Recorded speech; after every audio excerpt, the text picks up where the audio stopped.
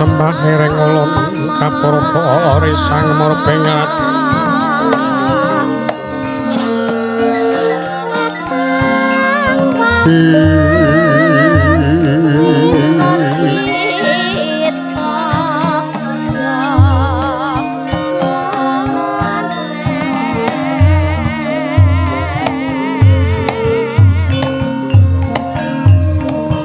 mring sahanan ingkang mring kanan siheng tasih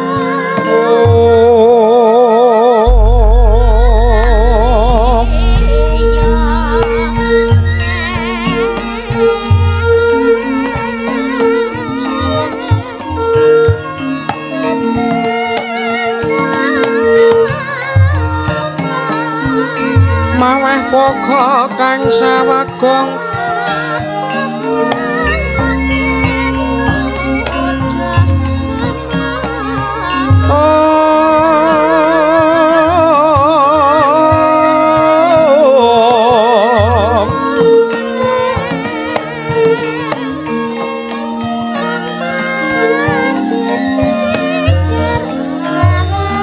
masiring telahan yuwang kanan mamuju hengwang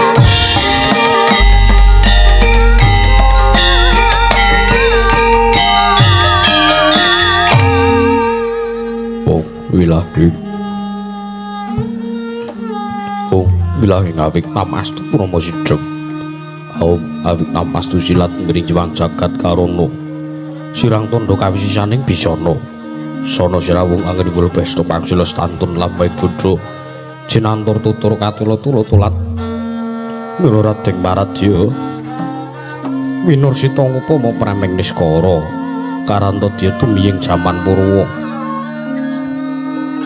mangga tekap pasenaning gupitotan wung rengging pralambang matumpo-tumpo marma panggeng panggunggung sang Purwengkata sekebyar dumadining wayang Purwa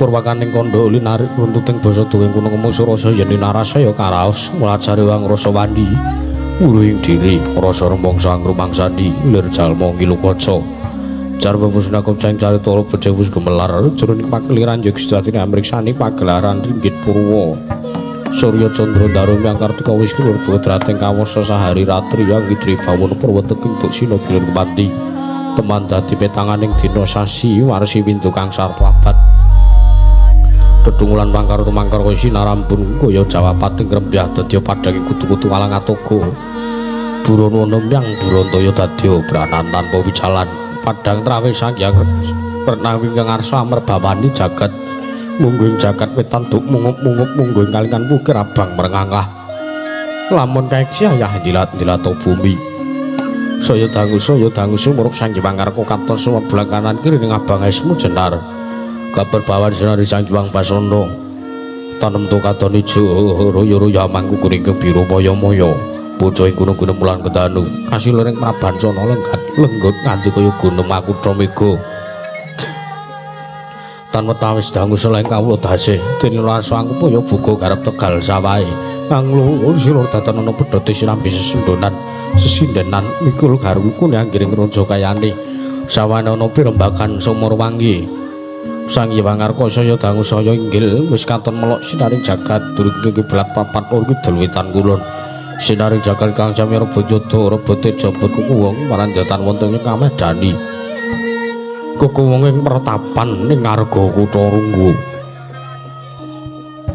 arenggih pertapan utawi pawiyatan pagura ning Arga Kutha Runggu ingkang mapan wonten ereng-erenging Arga Kutha Runggu nalika semanten katengal mencorong tejane yayah lintang Panjerina Candranya madaning pertapan kula wau nedeng ngawontenaken pawiyatan agung pepanggihan Sang Hyang Para Cantrik manguyu jejonggo mangadhep marang ngersaning Sang Pinandita dasar wasis waskita ngesti nyolah bab kasutapaning ngilmu kasantikan guna kanuragan sedaya den kagungan dening Sang Pinandita lah sinten to wau ingkang lenggah madaning pertapan sanggar pawiyatan anggih menika ta warnane Sang Pinandita Sang Tapa Begawan Kesawa Sidi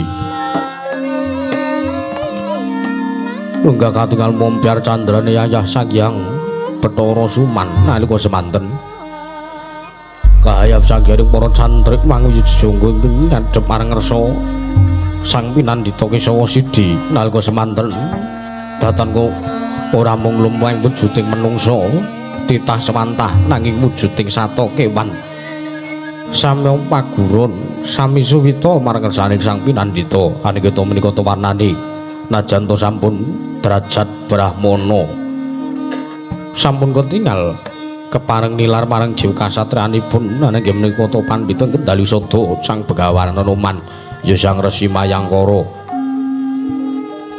ya Marudi ya Gempong Mangli Awang nalika semanten Sang Senggana ngadhep marang ngersa Sang Pinandita Kesawa Sidi nyecep ngilmunipun Sang Begawan Kesawa Sidi kadheraken inggih menika to kadang tunggal bayu saking Sang Senggana anenggih gajah saking Guwung Candramuka anenggih menika to wernane gajah setu bondo kadheraken Sang Garuda Mahabira miwah Sang Naga Kuwera prasasat kadene den bebasanake den ibaratke kadang bayu nglumpuk sedaya wonten andharing pertapan Arga Kutha Runggu nalika semanten kathah sanggaring para cantrik binayang bayang sanggiring para manguyu jejonggo wonten sak jawining pertapan kathah ingkang sami amengku sasmita werdi nggadahi kaperlon piyambak-piyambak nalika semanten rep tidhem permamen datan nono bane walang alisik sangya para cantrik samya ganting masisiran jejel riel rapen pepet pipit prasasata tupan denggul datan poselo labet sakathing para siba ing jawi ambrutak gendera rontek umbul-umbul keterangan danu Yaya Manda mangsa labu payung mekar mendi jamur barat ing wangsa rendheng tumbang ngerangapoe jatingaran bangsa katiga parat kal tidam jinemadaning pertapaning arga kutha Runggu nadan kukudungan tatanan ingkang obah samira dhateng mampah kapyor sumangswaraning pradonga miwah pangling paranggana sigura murwani pangandikan dadung mangling simandika sang pinandhita ingkang dereng kababaring lisan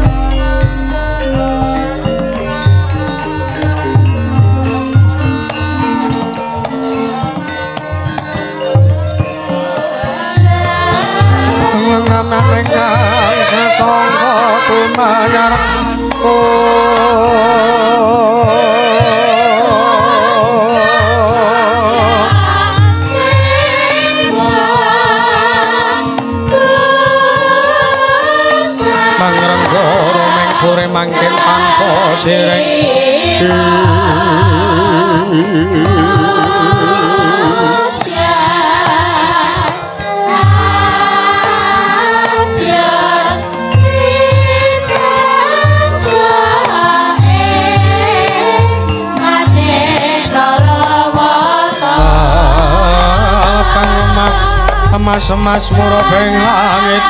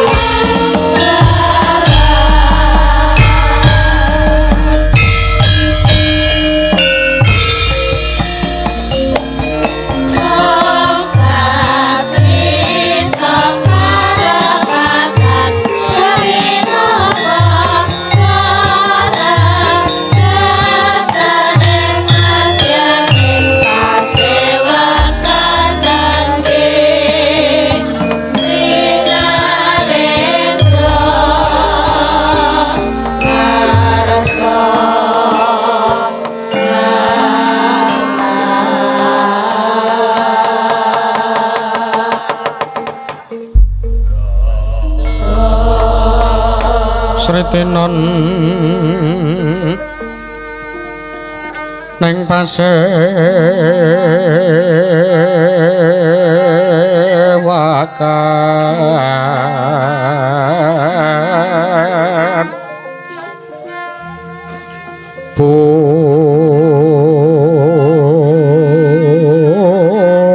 busana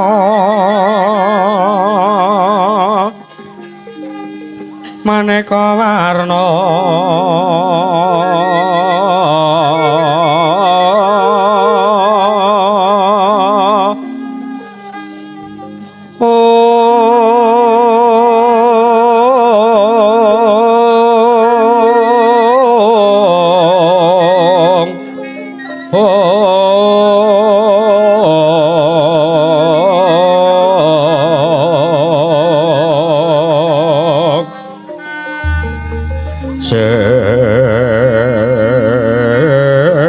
puspiteng udyana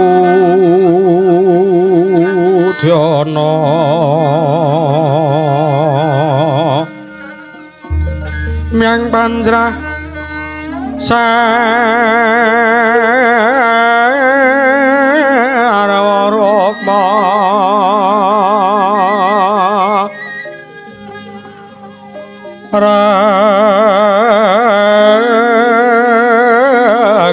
manek nara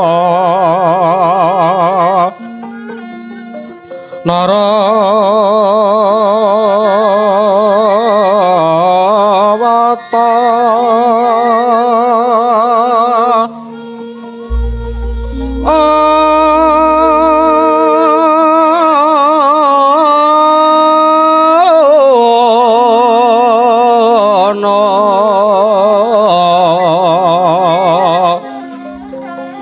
Babra prabanya kang sumirat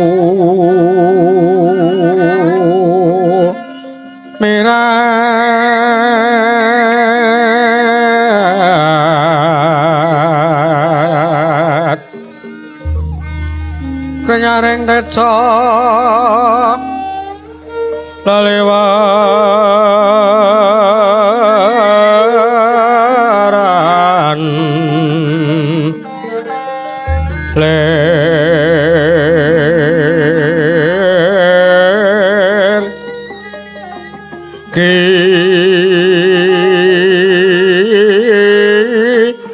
sisiring cadhet ong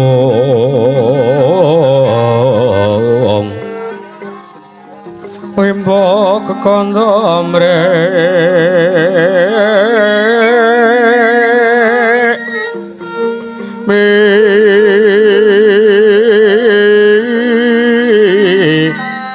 inget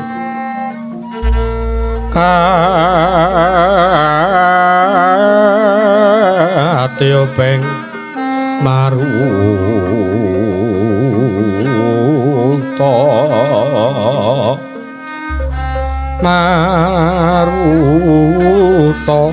mando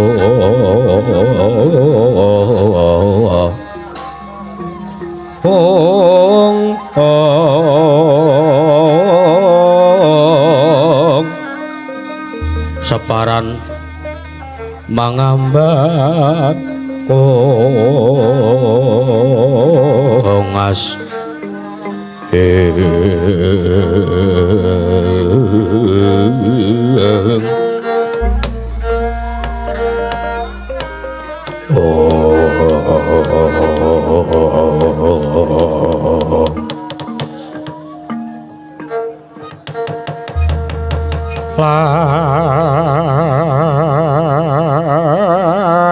lamun sira anggakuru kaki amilya manungsa kang nyata engkang becik martabate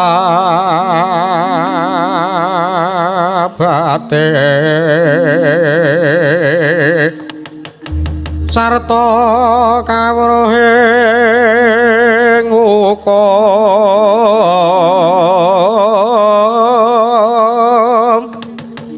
kang ibadah lan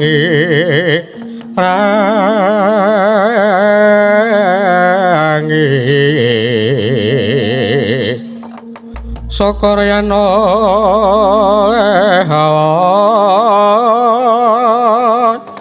tapa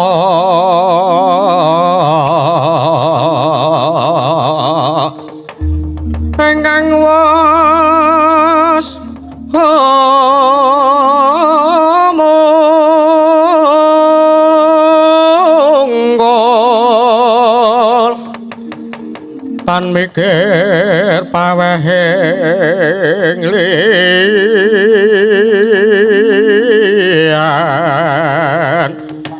iku pantes Guranana kage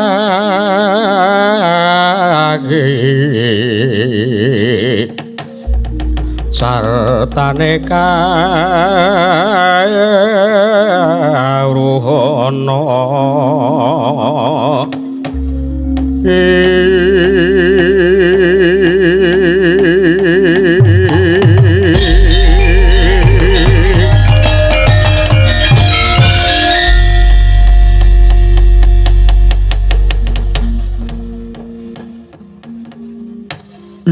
Ihung Mas Trama sidham skaring bawana langgeng ora mengko dhisik saakeh cantrik ingkang dak caketake sowane ana ngersaning Begawan Kesawa Sidi ora mengko dhisik Anoman ya senggana sawise sira ngadhep ana ngersaning sun senggana padha kanthi Raharja anggon sira suwan ana ngersaning Begawan Kesawa Sidi Anoman lunamit pasang Kalimantabi tinebene nundune dumawahing nawang tuwang linepat ing tolak mandu berban kepareng paduka miji dumateng piswanipun ingkang abdi pun senggana iki Anoman kepareng dinten samenika wilujeng pisawan kula tebih saking rubeda anggen kula sowan nyaket marang kersa jengandika Sang Pinandhita kepareng kula ngaturaken sembah sumung keping pangabekti kula kunjuk reban. Iya ingsun tampa tiba sepadha-padha gawe bombong penggalihku Anoman. Saking cantrik ora ana ingkang ndak caketake kejaba mung sira. Anoman ing kendali sada ning antase sira kuwi wis madeg Brahmana ana ing kendali sada. Teka sowan suwita rawuh ana ing pertapan Narga Kutha Runggu ana ngersaning Kesawa Sidi kamangka aku iki ya mung pendhita gunung yen ta upama ditaker kawruhku iki isih adoh kelawan kawruhe Begawan Anoman ing kendali sada nanging kena ngapa sira sowan ana ngersaning sun Anoman nggih kula nuwun sewu pendhita menika wonten pundi kemawon mesti wonten ngelmu ingkang saged dipun agem ingkang saged dipun cecep ngelmunipun anggen kula sowan marang rasa jengandika Sang Pinandhita menika pancen estu wonten atur ingkang kedah kula aturaken lan ingkang kedah kula mangertosi menggah ingkang nedya kula badhe atur pitakenan marang rasa jengandika Sang Pinandhita. Iya ora dadi ngopo ora lewat parayogana anggonira lungguh nang ngersaning sun senggana ya Anoman sampun boten kirang prayogi mlampahan apa dene sira Gajah Setu Banda ngadhep ana ngersaning sun padha kanthi prayoga lenggahmu Gajah Setu Banda tansah pinang kawidataning sabikala sowan kula tebih saking rubeda mlampahan kemareng kula ngaturaken sembah pangabekti kula kunjuk marang sajengandika Sang Penemban Kesawa Sidi wonten Narga Kutha Runggu. Ya ingsun tampa sira atur bekti kelawan panjenenganing sun ora lewat pangestuku wae tampan ana Gajah Setu Banda. Nggih, sampun kawula pun diantosna jimat ndayanana ing kasantosan Penemban. Prayoga nanggonira lungguh sampun boten kirang prayogi Penemban. Ora pangling iki pisuwane naga kuwira padha kanthi raharja saksawanira Yai Naga Kuwira tansah pinang kawidataning sambikala Penemban kepareng kula ngaturaken sembah pangabekti kula kunjuk lan sowan kula tebih saking rubeda wilujengipun kula sowan marang sajengandika ya ingsun tampa gawe bombong penggalihku iki ya uga ana Naga Kuwira ning atase sakjerone pertapan kaya dene mapan ana ing Dharma Wisata. Naga Kuwira padha prayoga saksawanira tansah pinawi kawedatan niri sami kula Panembahan. Sowan kula tebih saking Rubeda kepareng kula ngaturaken sembah marang ngarsa jengandika Sang Pinandhita. Guru, Sang Maha Guru, Sang Penemban Kesawa Sidi. Iya, ulun tampa. Ingsun tampa gawe bombeng penggalihku ora liwat prayogakna. Jeneng sira lenggah ngadhep ana ngarsaning Kesawa Sidi Naga Kulera. Sampun mboten kang payogi Panembahan. Anoman wonten dawuh Panembahan. Kaya sing wis dak aturake ngarep mau. Ning atase luwih akeh pendhita sing ilmune luwih dhuwur tinimbang Kesawa Sidi sartane sira Anoman kuwi uga pribadining Brahmana teka kena ngapa sawana ngarsaning Sang Kesawa Sidi. Mugi andados ing kawuningan. Sowan kula menika pancen estu sepisan. Kula nedya suwita marang ngarsa jengandika Sang Pinandhita Sang Kesawa Sidi. Iya. Matur nuwun sak banjure lajeng angka kalih. Sowan kula menika pancen estu wonten atur ingkang nedya kula aturaken marang ngarsa jengandika Sang Pinandhita. Bab ingkang sampun dangu kepengin kula mangertosi.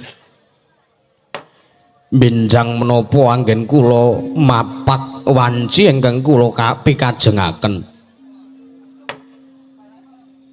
Besok kapan sira tumapak ana ing wektu utawa wanci sing mbok karepke? Inggih pancen leres. Banjur atur apa sing bakal sira aturake ana ngarsaning Kesawa Sidi? Panembahan, kula menika sampun dangu gesang wonten ing alam padang. Kula menika menawi den dipunibarataken menika sampun wareg mangan gempalaning jagat legiyasi ning kawontenan. Kula menika sampun dangu kawit kula ndherekaken sinuwun Prabu Rama. Dumugi sapriki tumapak wonten ing jamaning para Barata, Trah Pandhawa lan Kurawa. Teka kula tesih nyumurupi gesang wonten ing Madyapada. Aduh Panembahan. Pendak-pendak kula sowan wonten ing sawijining brahmana ingkang denantu-antu. Kula tansah mawantu-wantu sinten to ingkang saged sakbiyantu paring pangandikan kalian kula, paring sabda kalian pun Anoman. Teka dereng wonten pendhita setunggal kemawon ingkang saged paring pangandikan. Inggih menika benjang menapa kula kapundhut wangsul wonten ngersaning Dat Kamorweng Dat awit ingkang kula ajeng-ajeng menika namung gesang mulya wonten ing alam kasuwargan inggih wonten ing Swargaloka. Namung menika Panembahan, namung menika ingkang saged kula aturaken ambuk bilih kathah lepat atur kula nyuwun diagung pangaksami jernyatanipun sinaosa kula nuwun sewu jengandika menika namung sawijining pandhita gunung ibaratipun kula nuwun sewu mapan wonten ereng-ereng ing arga kutha Runggu, nanging mugi-mugi sageta paring pepadhang tumrap penggalihipun Anoman Panembahan. Anjreng kang puspita rum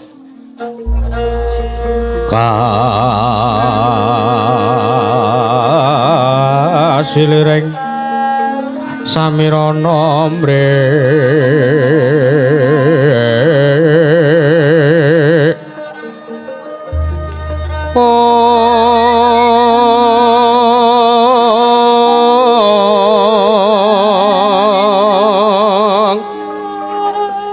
sakar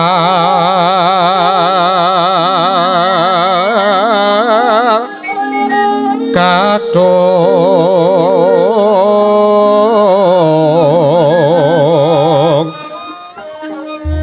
ko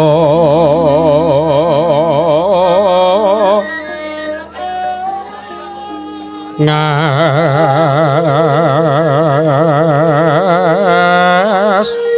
kandhanya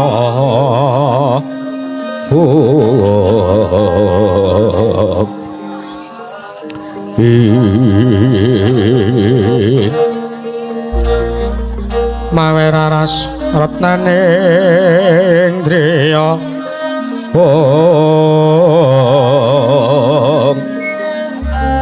Om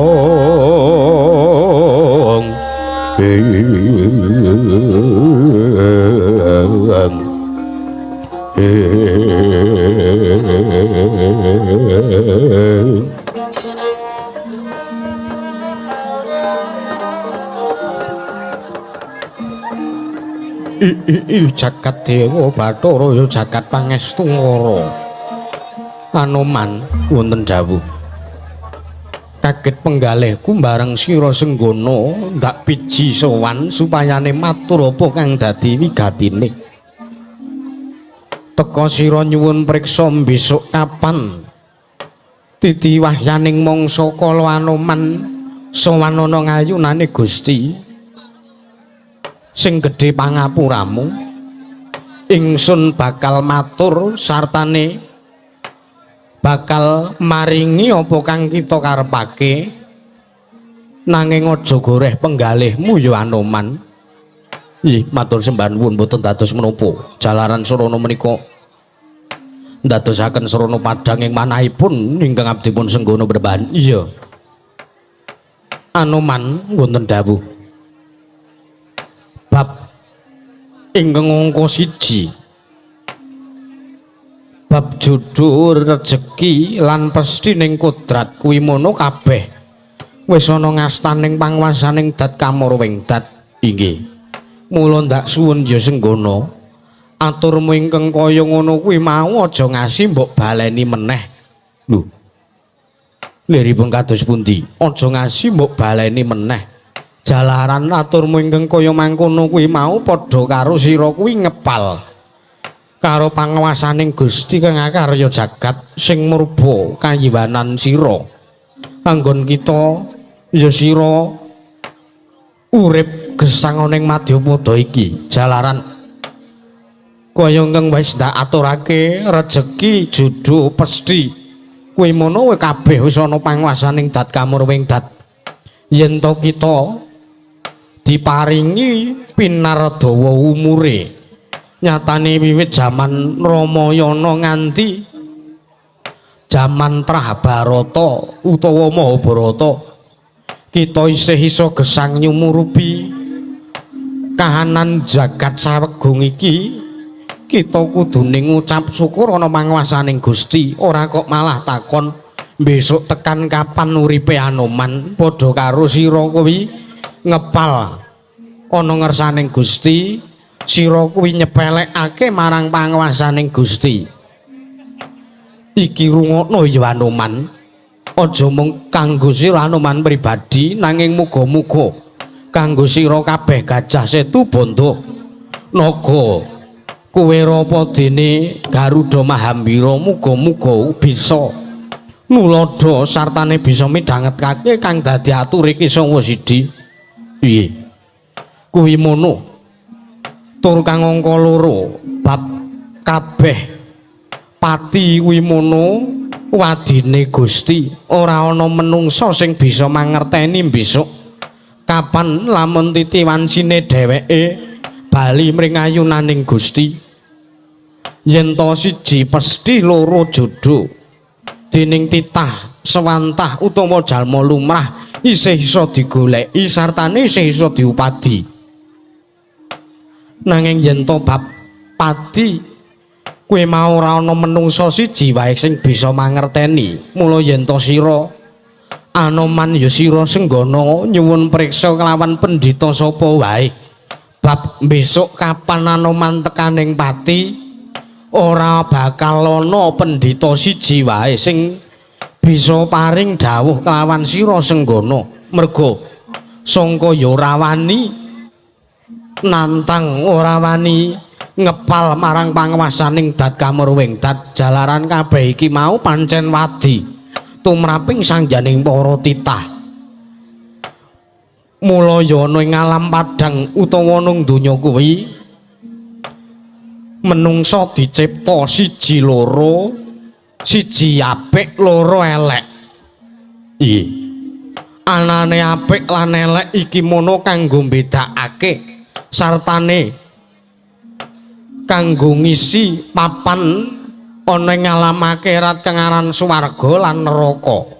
Yen to menungsa diwenehi ngerti besok kapan tibane wahyaning mangsa kala dheweke tekaning pati, mesti wae sadurunge mati dheweke nglakoni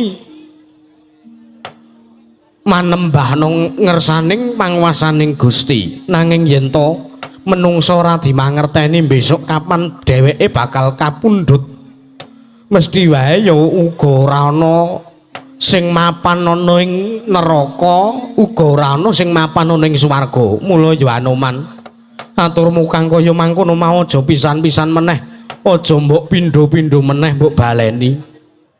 Jalaran kabeh iki mono pancen ganjaran tumrap sira pribadi Senggana. Wong kang lara sikile pegel, tangane wae golek tombo diudi kepiye carane supayane bisa kepenak anggone nglakoni urip. Lah banjur sira kuwi diparingi umur sing dawa, diparingi gesang pinaradawa ning alam padang, teka malah sambat kita malah ngersula besok kapan sing sira ame-ame mung dalaning mati.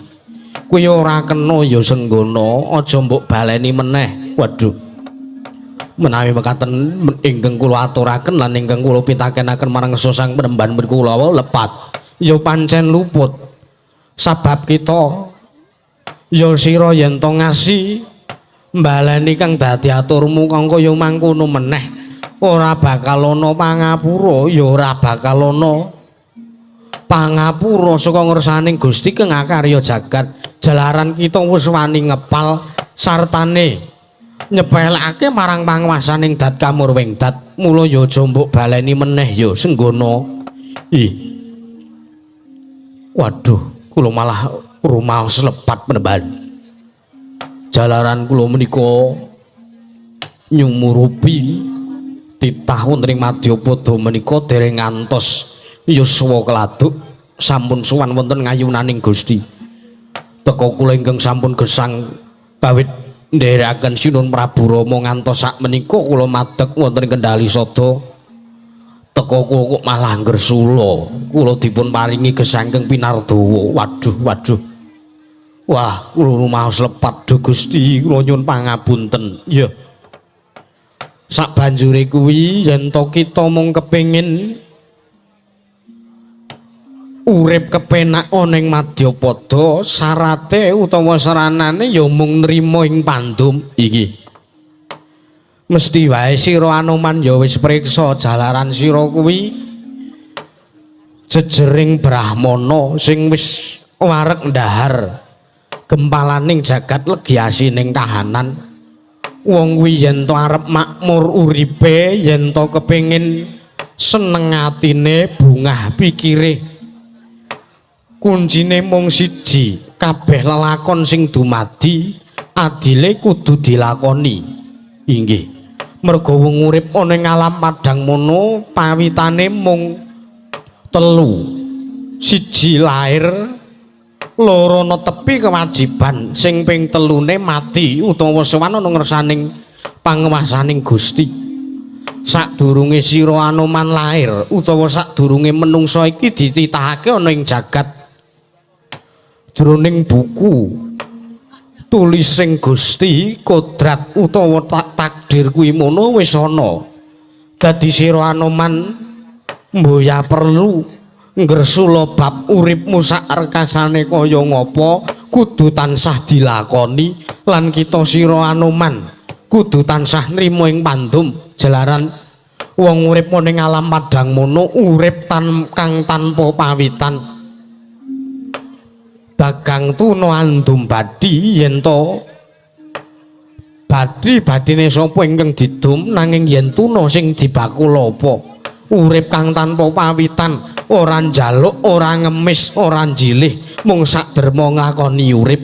Mula sira ya Anoman lan kabeh wae sak akehing cantrik manguyu jejangga sing sowan ana ngersaning Sang Kesawa Sidi ndak jaluk bab urip sing dilakoni ning Madyapada supayane tansah anyukuri lan rumangsa kacukupan kelawan urip anggone gesang ning Madyapada Anoman Gajah Setu Banda Garuda Maha Wirama dene Naga Kuwera matur sembah nuwun sanget merban awit pencerahan paduka estu damel bombong penggalih kula. Waduh mboten nginten babar pisan menawi atur kula wau. Kula ingkang nyuwun mriksa bab benjang menapa Anoman kapundhut sowan wonten kayuraning Gusti menika lepat. Awit ingkang kula antu-antu menika namung saged anyumurupi swarga. Inggih menika swarga loka inggih alam kelanggengan. Nanging jebul tinemunipun kekarepan kula ingkang kados makaten menika kula wau lepat. Iya, mula aja mbok baleni meneh. Nggih, mboten peneban. Waduh, peneban matur sembah nuwun sanget peneban. Kula anggenipun ngalampahi gesang ing Madyapada menika tambah utawi sansaya semangat. Anggen kula nglampahi gesang ing Madyapada, jalaran wong uripku ya pancen tanpa pawitan tenan. Tur meneh kula menika wujud kula gajah, kula dilairke minangka wujuding sata kewan, kula menika nggih mboten meri kalian manungsa. Jalaran manungsa menika nggadahi kekiyatanipun piyambak-piyambak, sata kewan ugi nggadha kekiyatan piyambak-piyambak. Menawi ngantos manungsa menika kok iri utawa meri karo sata kewan, kamangka wujud kula gajah, kula pidak malah gepeng mengke. Iya. Waduh, matur sembah nuwun sanget menemban jengandika sampun paring pepadang tumrap manahipun ingkang abdi pun Garuda Mahambira. Matur nuwun menemban jengandika tambah sansaya ndamel ingkang abdi pun Naga Kuwera. Sansaya remen anggenipun nglampahi gesang ing Madyapada. Sinaosa penggawean kula menika namung klekat-klekot. Selonang-selonong rono rene mboten masalah. Iya, kabeh wae. Ya mung ndak rasa kok kahanan pertapan ing Arga Kutha Runggu dina iki nedeng bakale nampa pacoban saka ngersaning Gusti. Mula Anoman sira lungguh kang prayoga yen to iki mengko ngasi ana pacoban sing tumapak ana ing pertapaning Kutha Runggu, tak jaluk sak biantune. Waduh, mriki paduka kersaken net kula nedya nglampahi awit kula mung pancen estu lair batos suwita marang sajengandika Sang Pinandhita. Inggih Sang Begawan Kisama Sidi. Iya. Lungguh kang prayoga ning sak mburiku kene senggana ya Anoman. Sendika ngestakaken dawuh bahan. Sikra-sikra yen permana kanca sikra ngrakit nawang sesangga.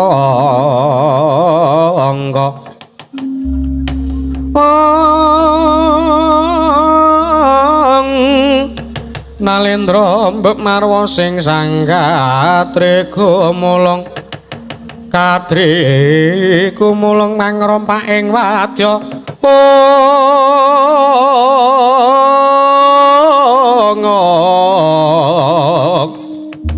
Purdakara kakiri-kiri rananggana magawe kelari rawang-wang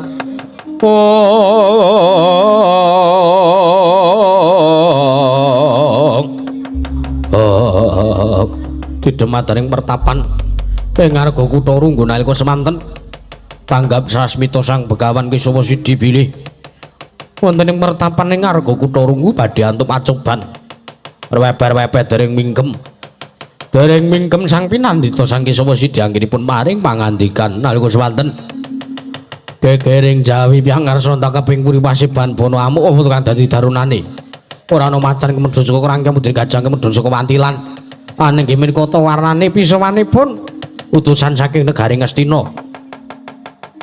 Sang Narpati Karna Basena miwah Sang Topa Begawan Durna Pandhita saka lima ingkang mantun minggah madaning pertapan Arga Kutha Runggu biasa ngiring para seba cantrik mau yujangga kancana daya piyak-piyak jaluk dalan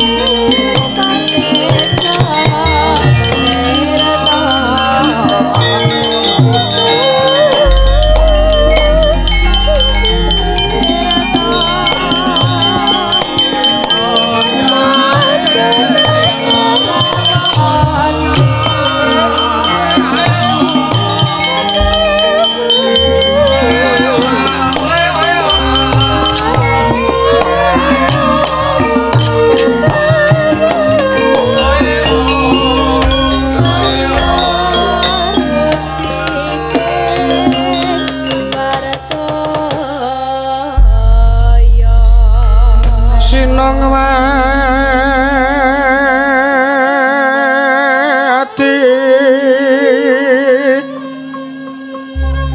Sinong mati cakat kinari among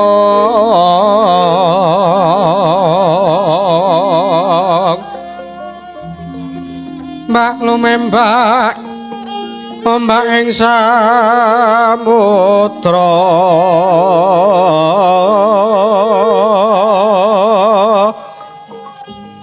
ae ana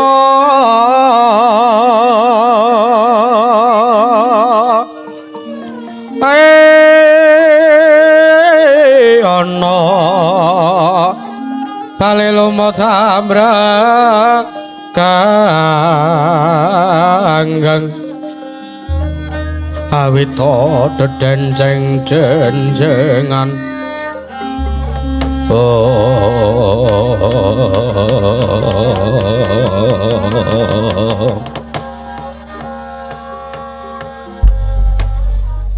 kula nuwun sewu kula kinten bilih wonten cantrik wonten ing pertapan Narga Kutha Runggu ingkang nyaket pisowanipun kula nuwun sewu menika wonten priyagung ingkang rawuh wonten ing pertapaning Kutha Runggu menika menawi kula titik jengandika menika Nalendra kula nyuwun sewu sinuwun ambuk bilih kepareng jengandika paring dawuh panjenengan menika Nalendra saking pundi lan sinten jejulukipun sinuwun luwih dhisik aku tak takon karo kowe apa kowe kengaran Begawan Kesawa Sidi inggih leres inggih mriki menika papanipun ingkang abdipun Kesawa Sidi wonten ing pertapaning Narga Kutha Runggu sinuwun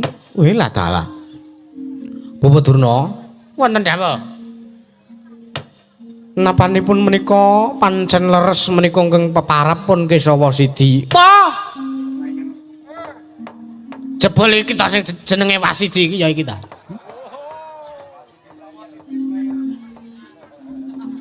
Wasidi player. Kesawa Sidi. Ah, Kesawa Sidi. Inggih niki. Oh, pancen yo ora mokal.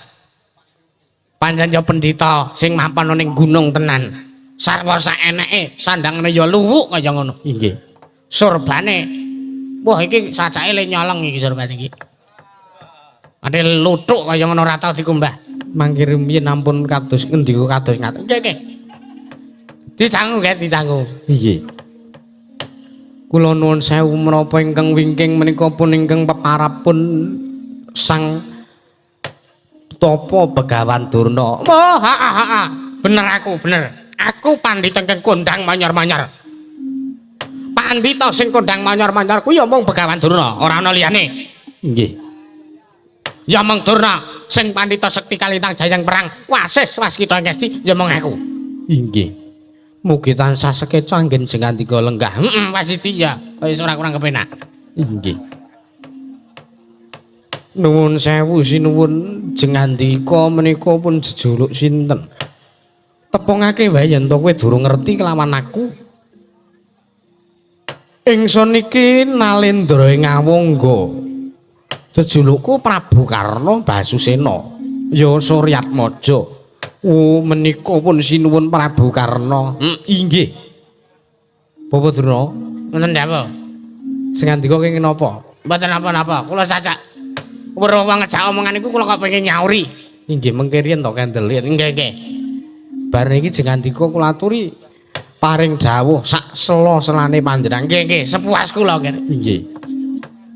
Kula tak nimbali kalih Begawan Kesawa Sidi niki riyen. Nggih, monggo mboten napa-napa.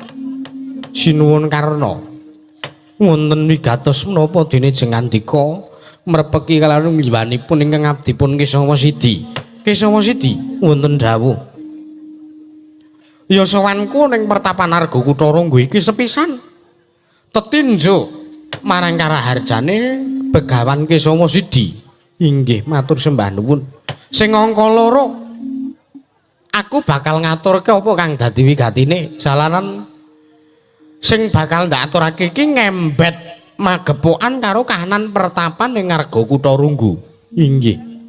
Menapa ingkang abdi anggadhahi lepat tumrap jengandika duwe menapa sepisan luputmu anggonmu dadi brahmana ning Arga Kutarunggu iki kowe ora kula nuwun cara-carane wong Dayoh kowe ora duwe tembung apa-apa karo Yayi Prabu Duryudana lho wonten sambung rapetipun menapa kula kalian sinuwun Ngastina engko sik to nggonmu ngedeke pertapan iki Arga Kutarunggu iki kebawat keperintah negara ing Ngastina mula luputmu kang angka 1 kuwi kowe mapan ana ing wewengkon sing kebawat keperintah negara Ngastina teka kowe ora duweni tembung apa-apa cara-carane wong mertamu cara-carane wong mara Dayoh kowe ora atur kula nuwun karo Yayi Prabu Duryudana. Inggih. Angka 2 luputmu kowe mangreh sanggiyaning para kawula Ngastina. Jalaran kawula Ngastina kuwi wis winengku. Panggesangane ana ngersani Yayi Prabu Duryudana teka kowe ngrebut kawula Ngastina sing maune padha percaya karo Yayi Prabu Duryudana saiki pindah kapercayan percaya karo Begawan Kesama Sidi. Wah, bener. Muridku sing mane padha suwita ana ngersane Begawan Durna saiki suwita kabeh, do pindah sekolahan kabeh ana ngersane Begawan Kesama Sidi. Oh. Mbah kowe iki sing daya apa ta kowe iki Kesama Sidi? Ning atase kawula Ngastina iki kabeh wis padha manut pangring Begawan Durna. Kawula Ngastina kuwi wis padha percaya kelawan bangun miturut karo Begawan Durna. Lah ning saiki kok bareng kowe ngatek pendhita ning Arga Kutarunggu iki kowe ngrebut kapercayane Begawan Durna, kowe ngrebut kapercayane kawula Ngastina karo anak Prabu Duryudana, kowe ngrebut kapercayane kawula Ngastina karo Begawan Durna. Ning atase Begawan Durna kuwi oh, siswaku akeh, siswaku akeh. Siswamu ki akeh, sing maune siswane Begawan Durna. Siswa saka 5 padha pindah ana ning pertapan ning Arga Kutarunggu kabeh. Coba tak pikirin. Iki sekolahan pertapan kok kaya kebun binatang. Ora mau wujuding menungsa, gajahe ana, munyuke ana. Ya ming perawan sing ora ana perawan. Praon, mau praon, heeh. Praon sing ora sida ana. Oh, coba pikirin to, Kesama Sidi. Coba pikirin. Siji kowe wis ngrebut kawula Ngastina sartane cantrik ora ing Saka 5. Angka 2 kowe ngedeke pertapan ning kene, kowe ngedeke pertapan Arga Kutarunggu iki wewengkon Ngastina, iki bawat kene Ngastina. Lah kok kowe ora omong-omong. Mula ya Kesama Sidi, anane praptaku mrene iki mung bakal jabel marang kalungguhamu minangka pandhita ana ing Arga Kutarunggu iki. Sinden-sinden anggen kangenan sithik kok. Angger ditamu angin sithik kok. Mbak ya bersyukur. Isis ya kono kemulan. Inggih kula nuwun sewu. Menawi kula nggadahi lepat temrap negari Ngastina kula nyuwun lumuntur ing sih samudra pangaksami. Ya nanging ora dadi ngopo, ora dadi ngopo. Ning sira Kesama Sidi bakal tetep lungguh ning pertapan Arga Kutarunggu iki. Arga Kutarunggu, Arga Kudu ki apa? Nuwun sewu Bapak Durna. Kelepian anggen kula manah nggih mboten napa-napa Karang ya. Wah, sapa wong itu sing ora sing mboten napa? Ora napa-napa, mboten. Sira bakal tetep mapan ning pertapan Arga Kutarunggu iki yen to kowe gelem ngaturake wujuding kanugrahan. Kanugrahan menapa sinuwun? Kanugrahan ya Wahyu Kanalindran ya kengaran Wahyu Makutarama. Marata Dyaki. nek kowe isih kepengin mapan ana ing pertapan Arga Kutha Runggu kene sartane pertapanmu isih kepengin mulang sangjaning para cantrik-cantrik manguyu jejangga ana ing pertapan Arga Kutha Runggu kene marata diage wujuding Wahyu Makutha Rama paringna aturna kelawan aku ndak aturne marang Yayi Prabu Duryudana. Wah, heeh. Ayo Gage. Wenehna Wahyu Makutha Rama. Wenehna Wahyu Makutha Rama. Wedarna, wejangna saiki kengaran Wahyu Makutha Rama kuwi apa?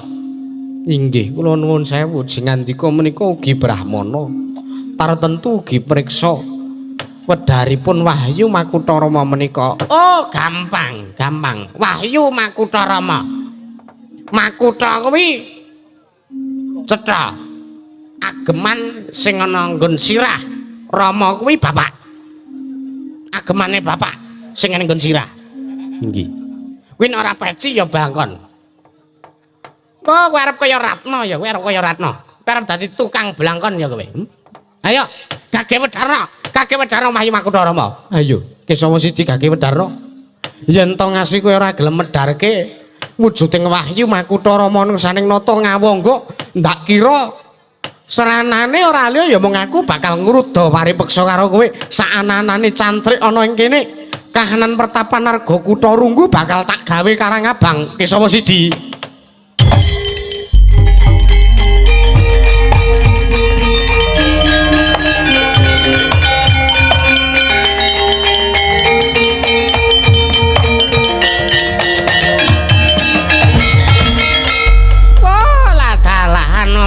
Anoman maju ngantos atos niku arep wis tuwek engkek ning isih digdaya. Inggih Putra. Pun disekecake kula tak tenggo teng jaba pados rokok riyen.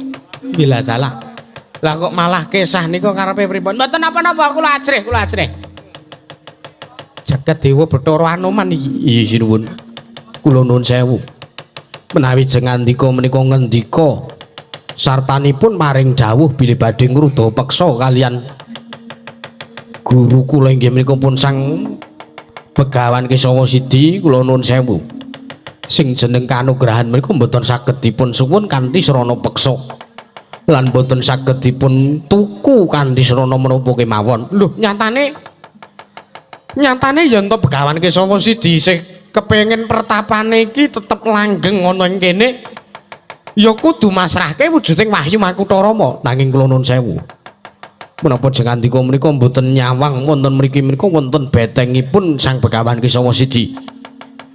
Kula menika ingkang sampun lair lan batos suwita anggersanipun Sang Penembar Kesawa Sidi kula sagah dados bebeteng menawi wonten pacoban menapa kemawon tartentu kula sagah anggen kawula badhe betengi ateking pertapan Arga Kutha Runggu. Oh lah dalah jagat dewa Bathara.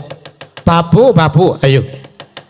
Mboten wonten mriki papanipun wong Neter Katigdayan. Kowe wani karo aku tenan? Nggih. Ngendi papane wong Neter Katigdayan? Kula mboten ajrih, kula mboten wedi. Mboten wedi kalian jengandika Sang Nerpati karo Basusena. Oh lah dalah keparat. Teko kowe nantang karo nata ngawangga ya udup ning kene papane wong Neter Katigdayan.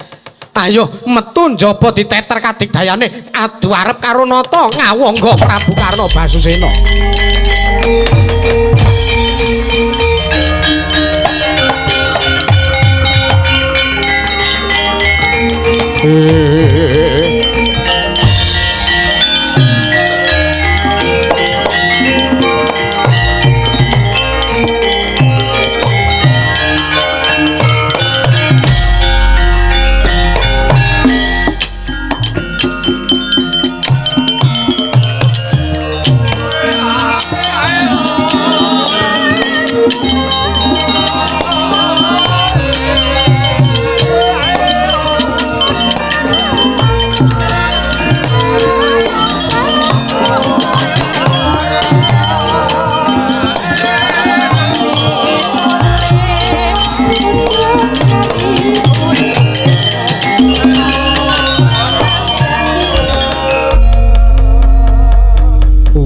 Rama sidam sekaring bawana senggana wonten dawuh reban.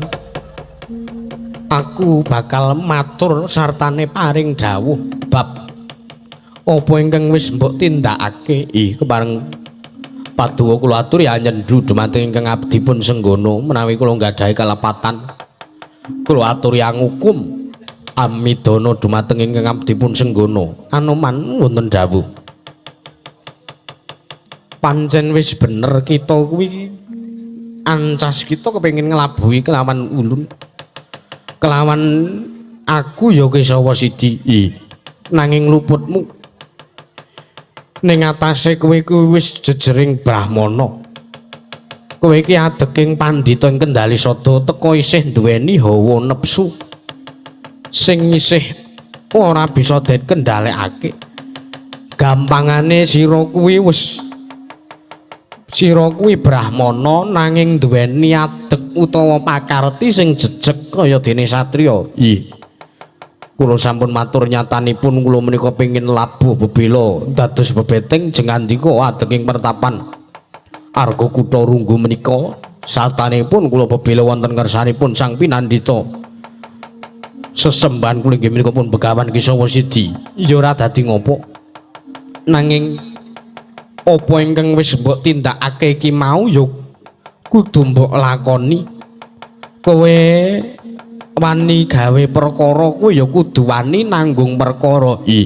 Menawi namung bab perkawis menika kemawon kula mboten badhe wigih ringa-ringa, kula mboten badhe suwala. Kula kadhawan supados ngunduraken sartanipun kula kadhawan supados saben ajeng kaliyan nata ngawangga pun Prabu Karna Basisena. Kula sagah ngunduraken sangjaring para Sata Kurawa. Bagus. Nanging senajan to kita brahmana nanging kita isih duweni watak satriya. Nglungguh ana bawa leksana minangka satriya, mesti wae kowe wis ngerti lan wis tanggap karo apa sing mbok aturke. Badhe kula tamengi jaja lan mboten badhe kula tamengi gigir. Kepareng yo pamit madal wasilan. Yo sing ati-ati aja kaya bocah cilik. Nanging satriya kuwi yen to perang aja ngasi iki mengko jroning pertapan ning Arga Kutha Runggu iki mengko nggonmu campuh karo nata ngawangga Prabu Karna Basusena. Aja ngasi gawe ringkihe Kurawa ya Anoman. Nyuwun pamit padal pasilan ngati-ati nggonmu mlaku tak tambahi pangestu Anoman. Nyuwun pamit.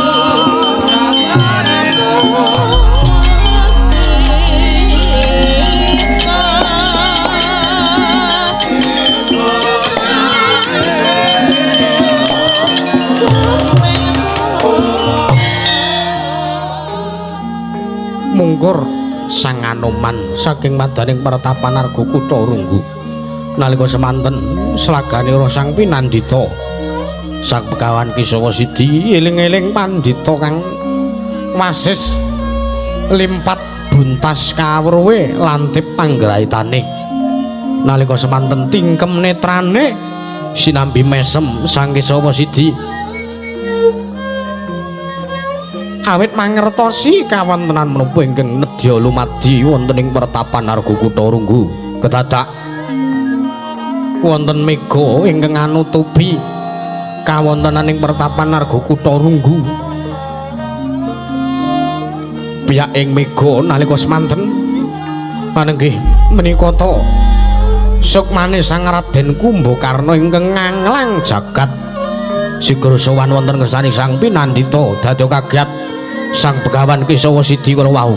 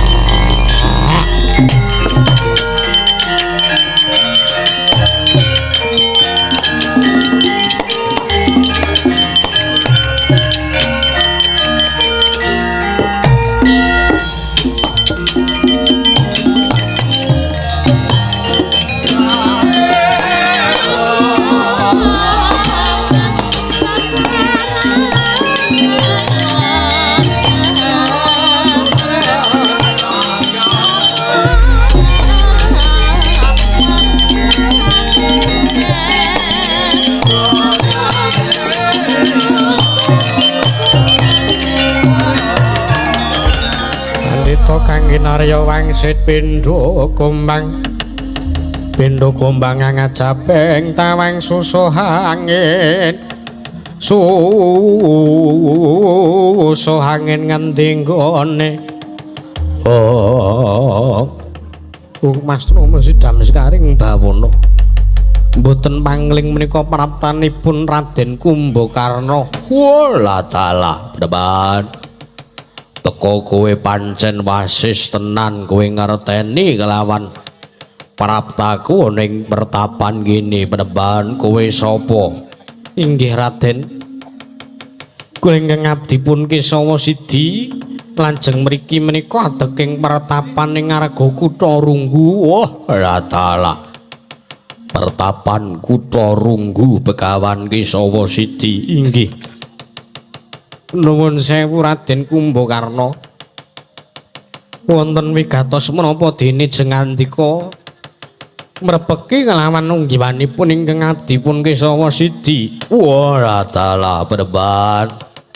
Mangertiya janjane praptaku rene iki nalika semono aku nganglang jagat mergo aku bingung goleki kasuwarganku kudu lumaku menyang endi jernyatane nalikane aku mapan ning swarga pangerantunan yo ngaran tawang gantungan jebul aku diapusi karo Kakang Dasamuka jarene papan iki swarga nanging jebul kuwi mung papan sukmane wong-wong kang urung katampa sawane nang ngersane Gusti mula mremban aku lunga saka swarga pangerantunan aku bakal goleki aku ngupadi ning ngendi dalan kasuwargane Raden Kumbakarna mremban tulungono aku mremban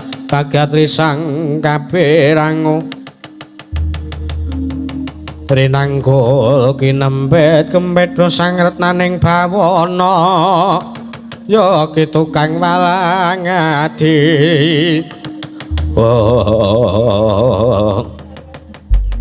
kula nuwun sewu Raden Kumbakarna jengandika menika namung mapan wonten ing swarga pangerantunan utawi kula nuwun sewu dereng katampi sowanipun wonten ngersaning Gusti menika jalaran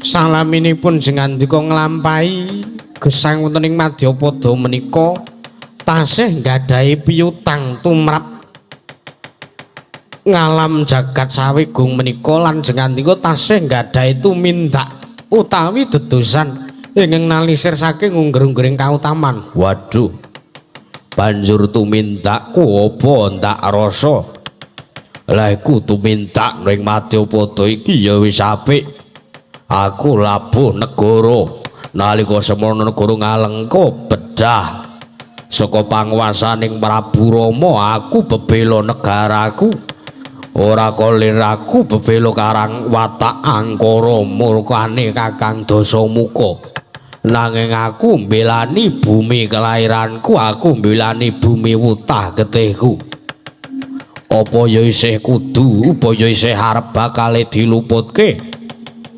pakartine Kumbakarna sing kaya mangkono mau remban aduh aku kudu piye inggih menika ingkang dipun luputaken menika mboten kok anggen jengandika labuh negara menika pancen estu dados timbangan kabecikan tumindak becik panjenengan Raden Kumbakarna banjur luputku apa nganti kahananku kedarang-darang kaya ngene nggonku bakal sowan ana ngersaning Gusti kok diambengi diameng-amengi aku malah diapusi karo Kakang Dasamuka urung ketampa sowan kono ngersaning Gusti iki perkaraku luputku apa remban inggih awit jengandika menika salaminipun gesang menika namung remen nglampahi tapa nendra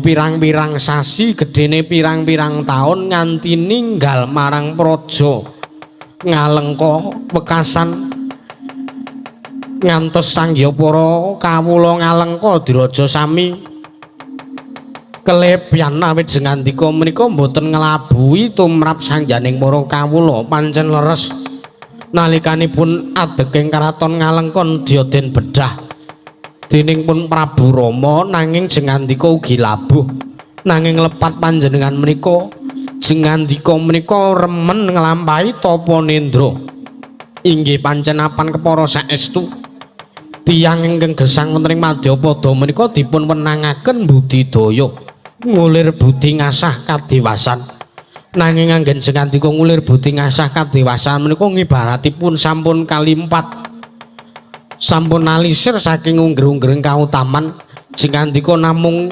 tungkul mikiraken marang kasarasan utawi kawaskitan jengandika piyambak wekasan jengandika nglampahi tapa nendra wekasan jengandika kelebihan boten nimut marang kawontenaning para kawula ngantos kawula ingkang boten mangertosi kenthang kimuling lelakon kaembet karaharjanipun menika lepat jengandika penemban woi dian penemban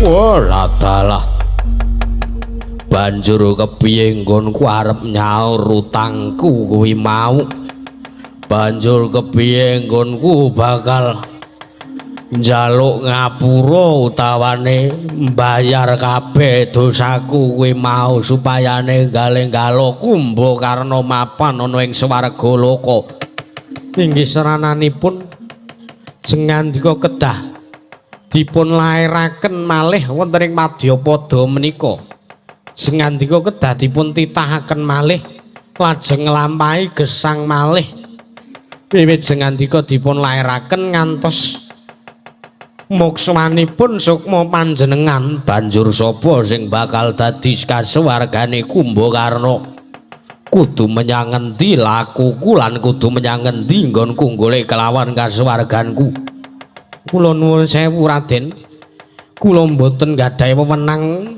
paring dawuh bab sinten to ingkang bakal dados panitis panjenengan anggen jengandika badhe ngupadi kasuwargan paduka banjur aku kudu takon karo sapa Mbah jengandika kula aturi prapta dumateng ingkang rayi paduka adikku sapa inggih pun Begawan Gunawan Wibisana inggih Begawan Kunta Wibisana menika ingkang rayi taksih gesang wonten ing Madyapada papanipun wonten ing pertapan Candramanik njaluk pamit penemban oi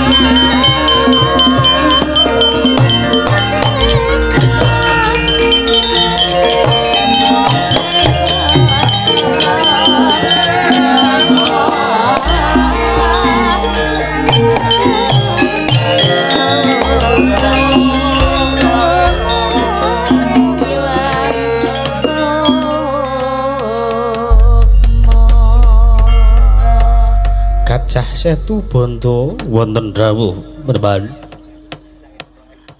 kabeh lakon sing lumadya ning pertapan Argakutha Runggu iki mau dadekna conto tumrap uripmu ya Gajah Setu Banda inggih awit kula menika mangertosi dumateng kawontenan ingkang gumelar wonten ing jagat sawegung menika sinaosa wujud kula menika gajah nanging kula menika saged mangertosi kados pundi larane rekasane urip dadi menungsa Sakala mangsa kula menika wujuding gajah menika ugi kula badhe pados patedan menika dadak gelut karo macan, dadak gelut kalih singa lan sak piturutipun menika ngrekoso.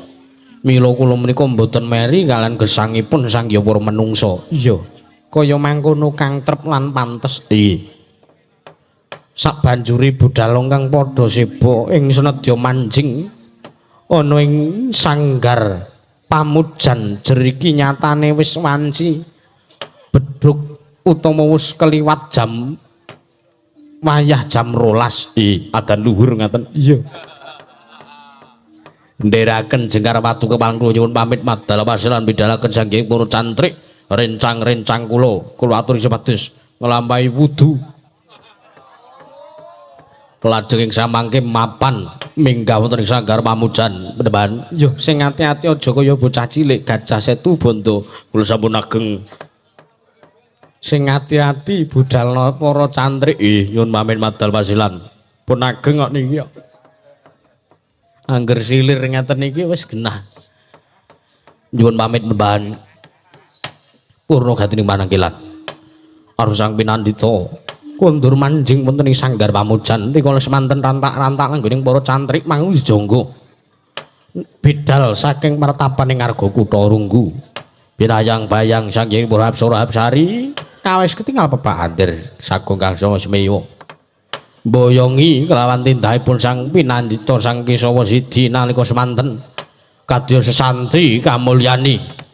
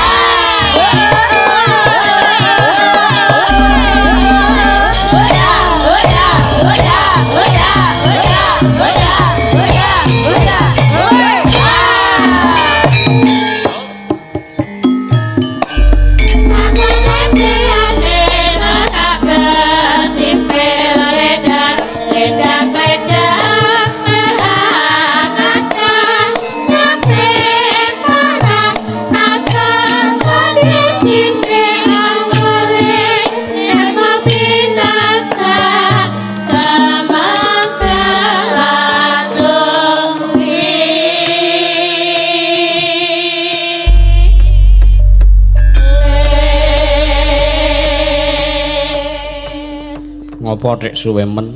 Sorry. Dadak njipo. Ora dikangseni aku mau briefing ora dijak. Ya ora apa-apa ngono. Sire arek metu sing iki kok malah kaya simpanse ya ora sih. Kaya simpanse jare.